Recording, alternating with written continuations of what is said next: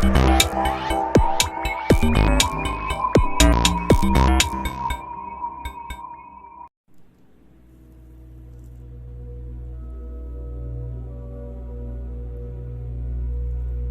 everyone and welcome to a new Reality Transurfing podcast.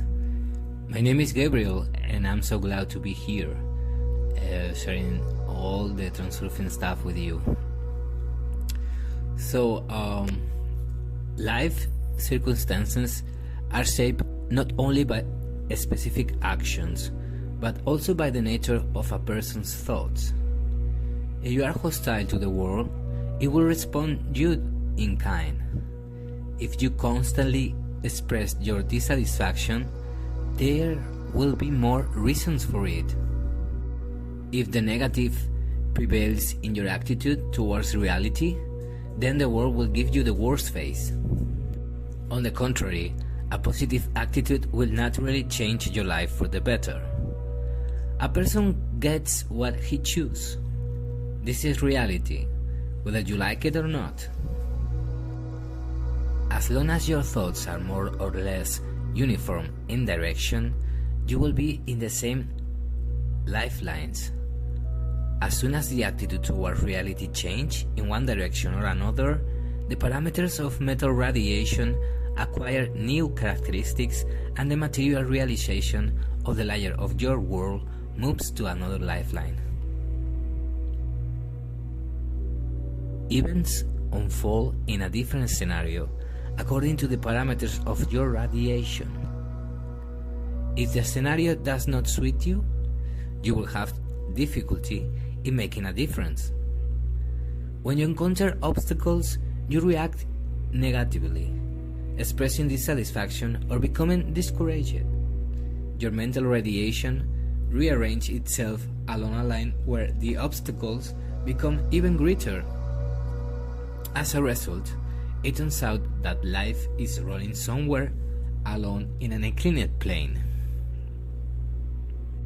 This process seems unmanageable, but in reality, it is you who, with your thoughts, direct your implementation to the problem areas of the space of variations. You think your actions are overcoming obstacles. In fact, it turns out that you get what you choose. You choose to deal with obstacles and you get them in abundance. You are absorbed in thoughts of problems and they are always present in your life. Your actions are aimed at changing the situation in the current lifeline, but the point is that you cannot change the script in the space of variations. You can only choose another one. Because when you try to change what you don't like about the script, you are thinking about what you don't like. Therefore, your choice is successfully implemented and you get what you don't want. In this lifeline, you cannot change anything. Similarly, while you are in a museum, you cannot remove or reconstruct an exhibition that does not suit you. You are not the master here. But no one forbids you to turn around and go to another room to see what you like best. Of course, the transition to a lifeline where you have what you want does not happen simply out of desire. Not all thoughts are subject to realization, or not all desires are fulfilled. And the point here is not in the content of the thoughts, but in their quality. Just a dream or a wish is not a choice. Dreams do not come true. Certain conditions must be met, about which you will learn by listening to this podcast. In the space of variations, there are an infinite number of lines of destiny for each person. We have no reason to feel offended by our destiny because we have the right to choose. Our only problem is that we don't know how to do it. The world manifests itself in all this diversity, as if it has created to please all tastes. everyone can find in the world whatever his heart desires. Even in a different duration of knowledge, the world turns out to us with the side we want to see. For example, idealism claims that the world is an illusion, and the world agrees. Materialism claims that the opposite, and the world also has nothing against it. People fight with each other, imposing their attitude towards the world on each other, and the world shows that they are fine and they are right. Isn't that wonderful? Anyone who is familiar with the principles of the Islamic religion knows what the words "a person's destiny" is recorded in the book mean. It means that the destiny is predetermined and you cannot escape from it. Similar statements are found in other religions. In fact, man's destiny is already predetermined. The error of religions lies only in the fact that the variant of this destiny is not only one, but an infinite number. You cannot escape from destiny, and this is true to some extent, because you cannot change the scenario of the variation. Fighting with the world around you to change your destiny is a very difficult and thankless task. There is no need to fight, you can simply choose the option you want. Of course, all of this is very unusual and raises reasonable doubts, but I did not expect you to easily upset the space of variation model. After all, I myself did not believe until I was convinced that transurfing works perfectly. There is no point in giving preference to this or that model, just to achieve some kind of absolute truth. It is not the model itself that matters, but the practical result it allows to obtain. Different mathematical models can represent the same physical phenomenon in different ways. Wouldn't it be fun if analytical geometry expressed suddenly took arms against mathematical analysis and start proving that geometry is the only true mathematical discipline? What is this variant space, the space of variations? This question is very difficult to answer. From the point of view of our three-dimensional perception, we can say that this is everywhere and nowhere. Imagine an endless plane with no beginning and no end, in which two-dimensional men live. They do not know that there is a third dimension. It seems to them that it is the only world and they cannot understand how there can be anything else outside of it. But nevertheless, we know that it is worthwhile to add a third dimension to this model, and an infinite number of such planes can be created. So don't worry about the fact that we are not able to visualize how an infinite number of parallel worlds can exist along with our world.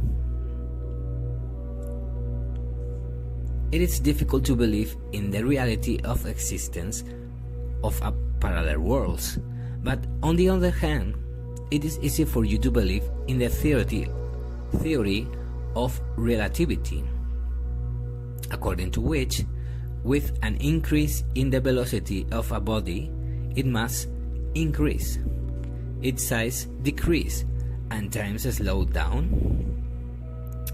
It is not yet possible to verify this by personal experience. The important thing is not whether we understand it or not, but what practical benefit we can derive from it. In the face of infinity, arguing about the advantage of the one model or another is simply ridiculous and petty. Imagine infinity in the direction of increasing distances. There is no end to the distance. Infinity towards decreasing distance. interestingly, has no end either. We can only observe a limited portion of the visible universe. Both the telescope and the microscope have their limits. The infinity in the direction of the microcosm is not different from the infinity of the macrocosm. There is a hypothesis that the universe we see occurred as a result of the Big Bang. Since then, it has supposedly been constantly expanding. Bodies move in space at tremendous speed, but on the other hand, taking into account the enormous distances, it seems to us that the expansion of the universe has been going on for a long time and slowly. It's also known that in the vacuum, at all times, elementary particles are born out of nothing and disappear immediately. Given the relativity of space and time, nothing prevents us from considering each particle as a separate universe, like our own. After all, we don't know the structure of elementary particles. For physicists, they appear first in the form of waves, then in the form of particles, moving farther and farther into microcosms. The relative distance becomes equally enormous and time for the internal observer becomes slower. For an external observer, our universe exists only for an instant, as a particle born and extinguished in the vacuum. And for us, as internal observers, the universe lives for billions of years. When you take a sip of coffee, think, how many universes have you swallowed? Infinite said, because infinity is not divisible. Flying within the micro world is as far as and as long as it is for the limitless expanses of outer space. Time, like space, is infinite both forward and backward. Time intervals can be infinitely small and infinitely large. Any point of a segment of time can be considered as a reference point, on both sides of which the infinity of time extends. Moving a reference point along a time span does not change anything in front or behind it. All this infinity of nest worlds exist simultaneously. The center of the universe is located simultaneously at every point, because infinity itself surrounds any point from either side, and all events exist simultaneously, for the same reason that the center of the universe is located at any point at the same time. It is difficult to imagine, but it's also impossible to grasp infinity with a glance. No matter how much you move mentally through the universe, infinity itself extends beyond. There are even more confusing theories, according to which our visible universe becomes a finite sphere in four-dimensional space, but it does not make any easier, because theoretically, again, there can be an infinite number of dimensions.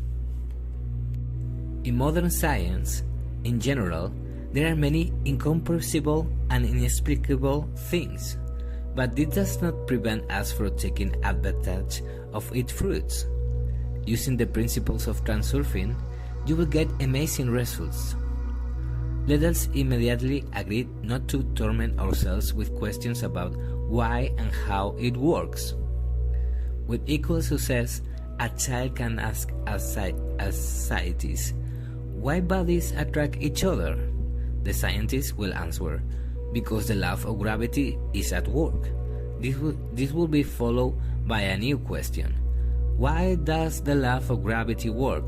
Still, why do bodies attract each other? So let us leave this thankless task. Explain something and use the results of the model of variations. We are not given to know and understand everything. For this model of variations, it follows that a person creates his own destiny. However, the concept of destiny in Transurfing differs from the generally known ones. What is the difference? The fact that you can choose your own happiness and not fight for it. Do not be in a hurry to immediately accept or reject the model of variations. Just ask yourself one question. How much have you achieved in the struggle against the world for your happiness? Everyone decides for himself whether to continue his struggle in the same spirit or try another way. After all, you can spend your whole life fighting, but you won't achieve anything. Isn't it easier to make the world come to you now? And the world come to know you too? After all, it does not what implements your choice. It only does what implements your choice. The select order is always and unconditionally executed. But the choice is not a wish, but something else you must learn about. Wishes come true only in fairy tales. It's not for nothing that the conviction has taken root that it's very difficult or impossible to fulfill wishes. We have just taken the first step in solving the caretaker's ride. You will soon discover why wishes don't come true and dreams don't come true. Thank you again for listening to me, and I see you in the next Reality Transurfing podcast.